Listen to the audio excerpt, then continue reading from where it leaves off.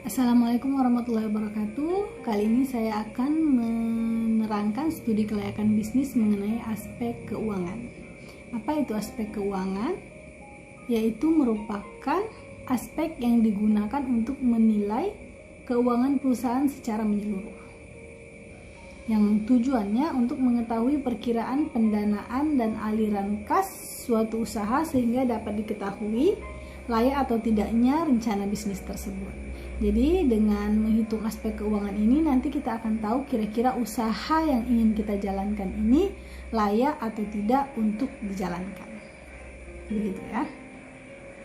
Kemudian adapun penilaian dalam aspek keuangan ini ada 4. Yang pertama itu dari sumber dana. Dalam bentuk apa dan dari mana dana ini kita peroleh. Gitu ya. Kemudian yang kedua ada kebutuhan dana. Dana yang dibutuhkan untuk merealisasikan usaha tersebut itu bisa kita dapat dari penjumlahan investasi dan biaya-biaya. Kemudian ada aliran kas. Di sini adalah laporan kas selama periode tertentu. Kemudian ada penilaian investasi. Penilaian investasi ini setelah kita perhitungkan nanti akan kita ketahui layak atau tidaknya usaha tersebut untuk dijalankan. Nah, di sini kita akan bahas satu persatu. Yang pertama itu dari sumber dana. Sumber dana ini bisa kita peroleh dari mana aja? Yaitu bisa dari modal kita sendiri atau modal pemilik usaha itu sendiri, bisa dari saham dan obligasi, bisa dari pinjaman bank atau kredit bank, bisa juga dari sewa guna atau leasing. Gitu ya. Kemudian yang kedua ada kebutuhan dana. Nah, kebutuhan dana ini ada aktiva tetap dan ada modal kerja. Aktiva tetap ini ada aktiva tetap berwujud dan ada juga aktiva tetap tidak berwujud. Aktiva tetap berwujud ini apa? Jadi aktiva tetap berwujud ini adalah aktiva yang dapat kita sentuh secara langsung begitu ya. Seperti misalnya tanah, mesin, bangunan, peralatan, inventaris kantor dan lain sebagainya. Nah, adapun yang aktiva tetap tidak berwujud ini ya yang tidak dapat kita sentuh misalnya seperti hak cipta atau hak paten. Kemudian lisensi atau perizinan. Jadi kalau misalnya usaha kita itu bergerak di bidang produksi makanan, tentunya harus ada izin dari Halal MUI atau harus ada izin BPOM dan lain-lain. Kemudian merek dagang dan biaya-biaya sebelum operasi. Kemudian modal kerja. Modal kerja ini merupakan semua investasi yang diperlukan untuk aktiva lancar. Kemudian ada yang ketiga itu cash flow atau arus kas. Ini merupakan jumlah uang yang masuk dan keluar dalam satu perusahaan mulai dari investasi itu dilakukan sampai dengan berakhirnya investasi tersebut. Nah, kemudian yang keempat ada biaya kebutuhan investasi.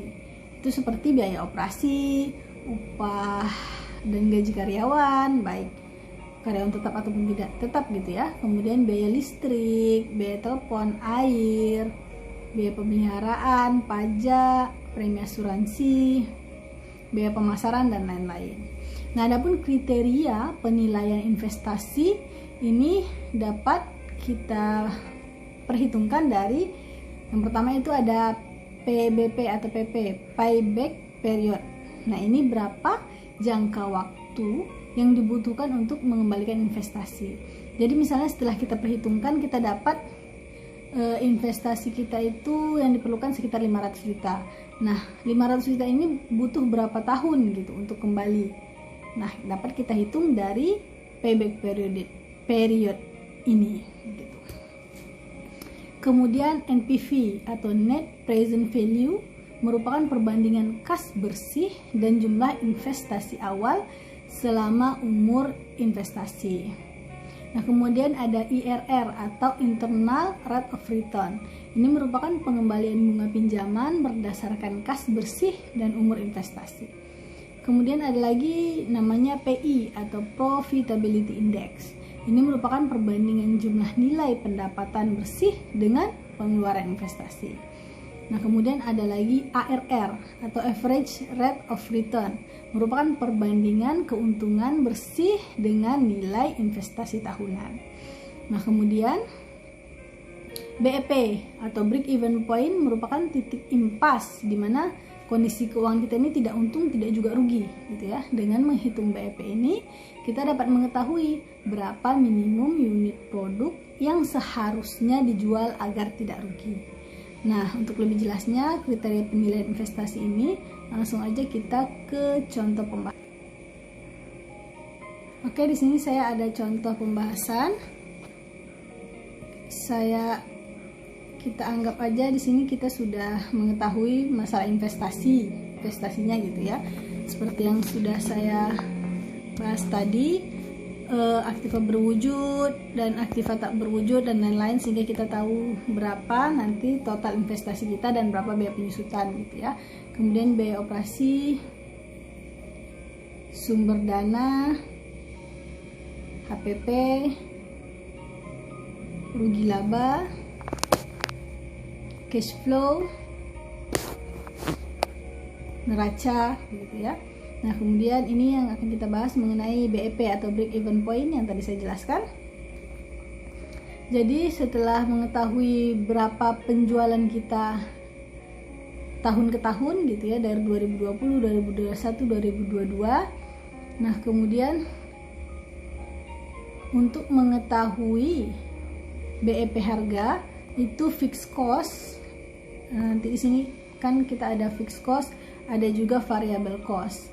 Nah, fixed cost ini kita dapat dari tenaga kerja tak langsung, transportasi BBM, listrik, telepon, depresiasi, amortisasi, dan beban bunga. Kita dapatlah di sini di tahun pertama 220 juta sekian, kemudian tahun kedua naik jadi 229 juta, kemudian tahun ketiga naik lagi jadi 240 juta.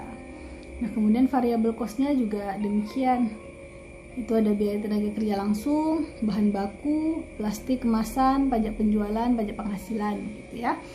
Dari tahun pertama misalnya kita dapat totalnya 307 juta sekian, tahun kedua naik jadi 411 juta sekian, kemudian tahun ketiganya naik lagi jadi 529 juta sekian. Nah, menghitung BEP-nya bagaimana? Itu untuk BEP harga dapat kita hitung dari fixed cost-nya tadi. Jadi fixed cost-nya dibagi 1 dikurang variable cost dibagi kepada penjualannya ini gitu ya. Nah, kemudian nanti kita dapatlah BEP harga tahun pertama 498 juta sekian, kemudian tahun kedua 525 juta, tahun ketiga 558 juta. Nah, untuk BEP unitnya juga begitu. Jadi BEP unitnya itu dari variable cost dibagi penjualan dikurang variable cost dikali quantity. Quantity-nya ini nanti kita dapat dari kapasitas penjualannya. Gitu ya. Kemudian nah, setelah kita dapat BEP harga dan BEP unit ini, maka kita analisa bisnis ini layak atau tidak. Nah, untuk yang kita ambil contoh ini, bisnis ini dinyatakan layak karena tingkat penjualannya lebih tinggi daripada nilai BEP harga. Jadi, penjualannya kayak yang tadi tahun pertama 551 juta. Nah, BEP harganya di tahun pertama 498 juta. Berarti nilai penjualannya lebih tinggi daripada BEP harga. Maka analisanya usaha ini layak untuk dijalankan. Nah, begitu juga dengan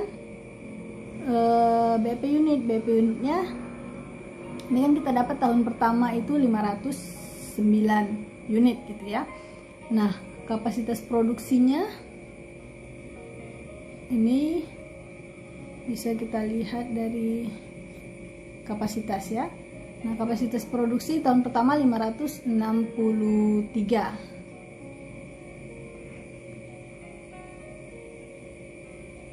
Maka bisnis ini dinyatakan layak karena kapasitas produksinya lebih besar. Tadi 563, sementara BEP unit hanya 509, maka usaha ini dinyatakan layak untuk dijalankan. Kemudian penilaian investasi seperti yang saya jelaskan tadi, ada NVP, IRR, PI, dan BEP gitu ya. Nah, di sini kita lihat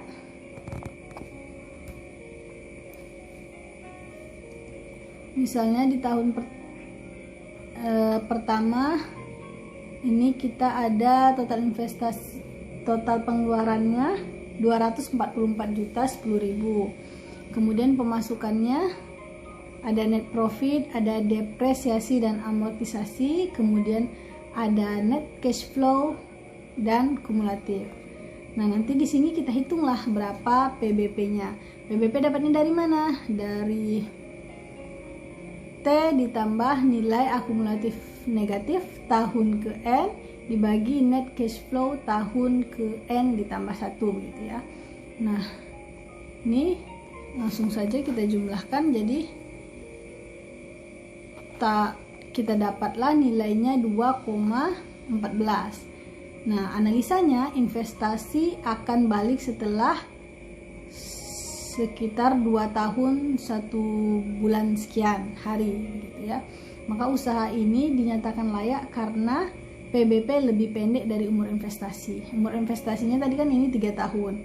Sementara PBP-nya ini tidak sampai kepada 3 tahun. Maka usaha ini dinyatakan layak.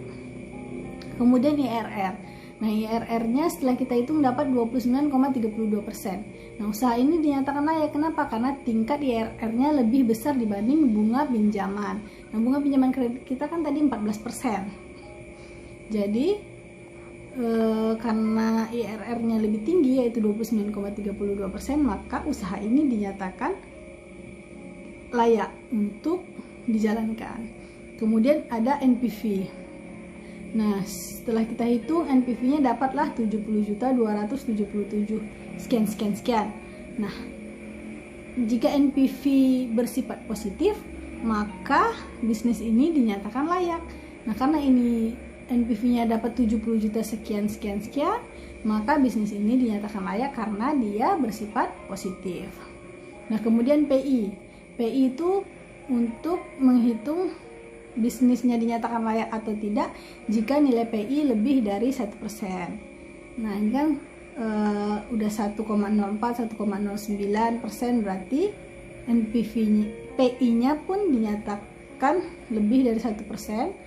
Maka usaha ini dinyatakan layak untuk dijalankan, begitu.